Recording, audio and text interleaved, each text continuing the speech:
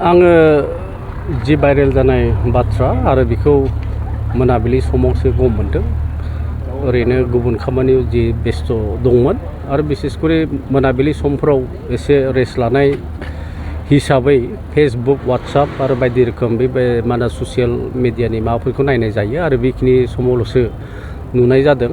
आरो बियो हरिसिङा समस्तिनि बैरागुरि VCDCनि सासे माने चेयारमेन आरो माने जि भाइरेल जानाय फट' आसलते बिथांनि जि स्टेटमेन्ट बायदि जों मोननो हादों बेयो 4-5 बोसोरनि सिगां खेबनाय गांसे माने फट' आरो बेखौनो दिनैनि तारिखाव अपोजिसन दोलोआ आरो हेंथा दोलोआ बै फट'खौनो लानानै नैबे दा जि MP इलेक्सन जानो थांगासिनो दं आरो बहाय जाहाथे NDA नि जायबा केन्डिडेट आरो NDA जों थाफानाय UPPL दोलोनि जि इमेज पलिटिकेल इमेजखौ एसे नस्थ' खालामनो आसलते बिथांमोना सेस्था खालामदों आरो बिनि बादै जेबो नङा। MCLA आइवेनि गोबां बिथाङा जाख्ल'नानै बेबायदि माने फैसाफोरखौ खांफिननानै गोबां माने माबा खालामदों नंगौ नामा? दा PNRD डिपार्टमेन्ट जिहेतु जोंहा दंखायो, BTR आवबो जोंहा दंखायो आरो स्टेटआवबो PNRD डिपार्टमेन्ट दं। दा जोङो गम मोनदों जे माने PNRD डिपार्टमेन्टआ खोब स्ट्रिक्टलि आसलते MCLA जिथुनाखि स्किम्स आरो GPMAY नि जिथुनाखि स्किम्स खोब मोजांनो मनिटर खालामबाय थानायखौ जों नुनो मोनदों।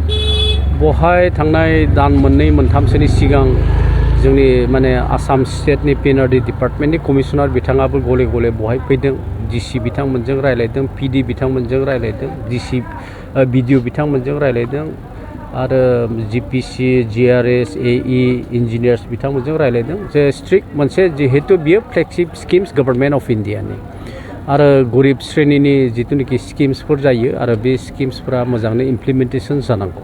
दा बेखौ सोरबा XYZ दुर्निति खालामदों, लुना होदों होआखै बे कमप्लिटलि डिपार्टमेन्ट वाइसआव मोनसे मा होनना बुङो नायबिजिरनाय थायो। बेवहाय जोंहा बुंनो गोनां जेबो थाया।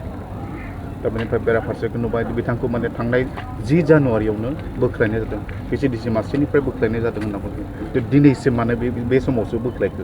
दा बेनोथ' आसलते मा होनना बुङो माखासे खामानिफोरा एसे लेट जायो, नायनो गोनां जायो। दा सोरबा अभिजुग हैब्लानो सोरबा XYZ नि माने एगेन्स्टआव थाबनो एक्सन लानो हाया जायो जे नंगौ नङा बेफोर बाथ्राफोरखौ नायनो गोनां जायो।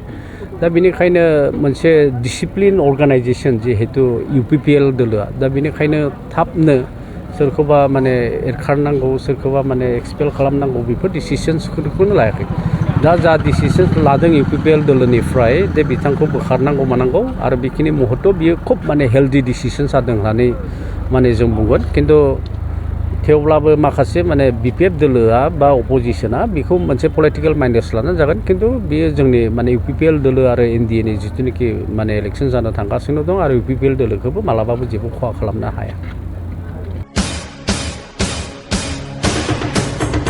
नोंथांमोना गावबा गावनि गथ'खौ सासे राफोद गेलेगिरि खालामनो गोसो दं नामा? रायजोआरि, हादरारि, हादर गेजेर थाखोसिम गेलेगिरि खालामनो गोसो दंब्ला नोंथाङा गोबाव दा खालामसै। सासे राफोद रोंखा-राखा गेलेगिरि खालामनो थाखाय नोंथाङा जानजि खाफ्रादो आरो मुं थिसनहैदो। चिरां जिल्लानि सिङाव थानाय सोलिफु फोरोंसालि बल्लामगुरि काराटे एकाडेमि फोनांजाब राहा 8720903713 बड' हाउस काराटे एकाडेमि दलाइगाव फोनांजाब राहा 6900451157 बेंटल काराटे एकाडेमि फोनांजाब राहा 9678041226 बिरनगाव काराटे एकाडेमि फोनांजाब राहा 6901341656 आरो दालिगाव काराटे एकाडेमि फोनांजाब राहा 8720903713 बैफोर मख'नाय सोलोंसालिनिफ्राय सिगांनिफ्रायनो रायजोआरि, हादरारि, हादर गेजेरारि थाखोनिफ्राय बान्था मोननो हानाय सोलोंसाफोर मोननो हाबोनाय सोलोंसालि। बे मख'नाय फोरोंसालियाव रोंगौथि गोनां फोरोंगिरिया फोरोंथाय होनानै नोंथांनि गथ'खौ सासे राफोद गेलेगिरि सोरजिनायाव मदद आरो जाफुंसार खालामगोन। अब्ला मानोथो गोबाव खालामनो, थाबैनो मुं थिसनहैदो।